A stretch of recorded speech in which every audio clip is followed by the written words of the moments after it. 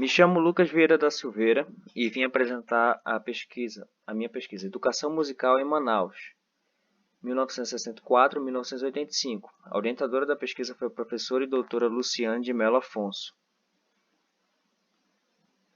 A pesquisa teve o objetivo de compreender o cenário da educação musical em Manaus, no período de 64 a 85. Como metodologia, utilizou-se o modelo de investigação histórica, e tendo como base teórico-metodológico a história e a memória. Os dados foram catalogados do periódico Jornal do Comércio, que se encontra digitalizado na Hemeroteca Digital, da Biblioteca Nacional Digital. O objetivo geral foi compreender o cenário da educação musical em Manaus, no período de 64 a 85.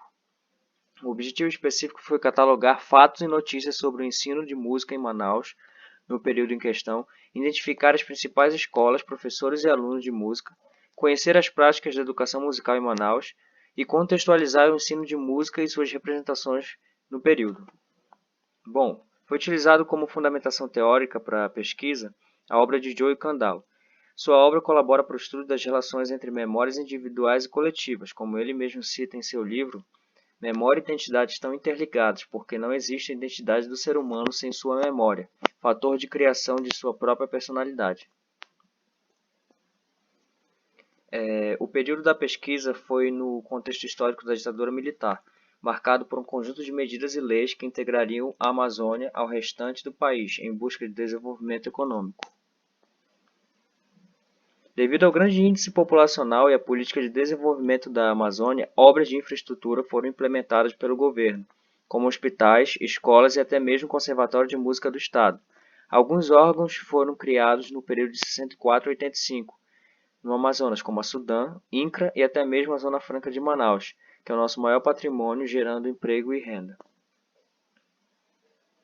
Com a liberdade de expressão limitada, não só em Manaus como em todo o país, haviam temas que não podiam ser abordados no meio artístico, e por isso muitos foram presos e censurados.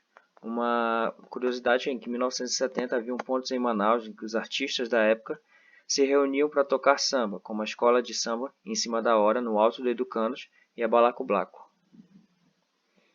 É importante salientar que nesse período passou-se por duas leis, a LDB 4024 e a LDB 5692. As duas priorizavam o ensino da técnica e do desenho.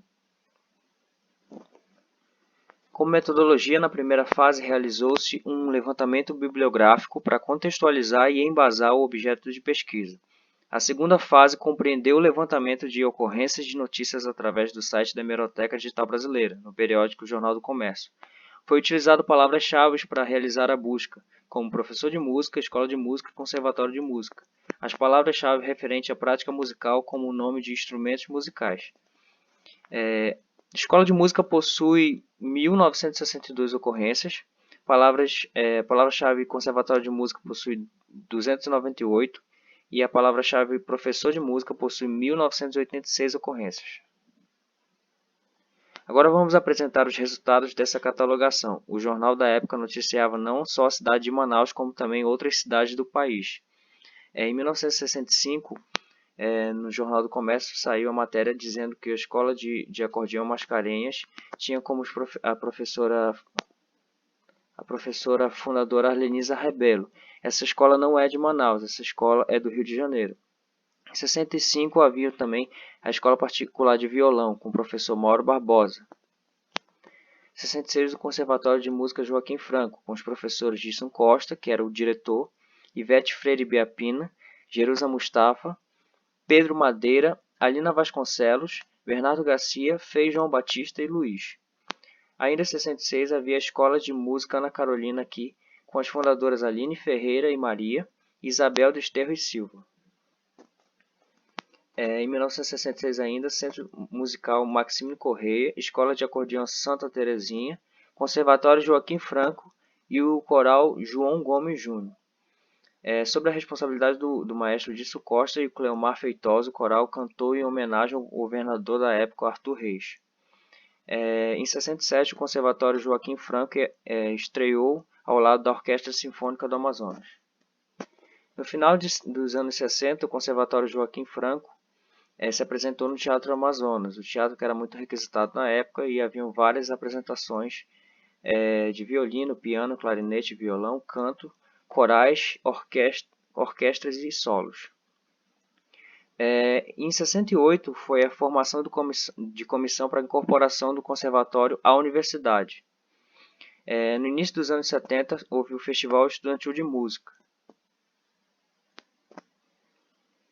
Em 1972, a apresentação do Conjunto de Câmara da Universidade do Amazonas, na Escola Técnica Federal do Amazonas, que tinha como os professores responsáveis Aderson Dutra, Luiz Caetano, Nivaldo Santiago, Dirson Costa, Carlos Rodrigues, Nelson Ed, Severino Nino, Pedro Madeira e Jerusa Mustafa.